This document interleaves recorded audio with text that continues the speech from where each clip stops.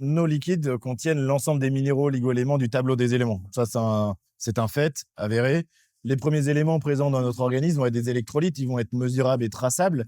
On va pouvoir en voir la teneur sous forme ionique de ces minéraux.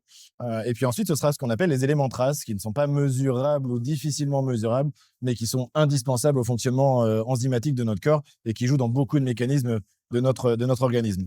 Ce qui est extraordinaire, c'est parfois on parle de plasma dit isotonique.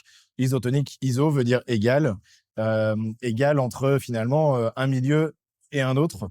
Notre milieu intracellulaire, notre milieu du liquide circulant dans notre plasma sanguin a une forte similitude avec ce qui est la composition de la goutte d'eau de mer. La goutte d'eau de mer, elle va avoir une concentration de 36 grammes de sels minéraux par litre, là où les liquides circulants ont une composition de 9 grammes par litre. Mais la cartographie des minéraux reste la même, mais avec un dosage plus élevé. Si on ramène ce dosage au même titrage de 9 grammes, on arrive sur ce qu'on appelle à ce moment-là un plasma dit isotonique, mais qui est reminéralisant, avec les mêmes minéraux et oligoéléments que nos liquides circulants, avec cette même cartographie des éléments traçables, mesurables, les électrolytes premiers, les 15 premiers minéraux, et puis ensuite les éléments traces non mesurables présents finalement dans ce plasma. La mer fabrique pour nous la meilleure réponse physiologique pour nos liquides circulants.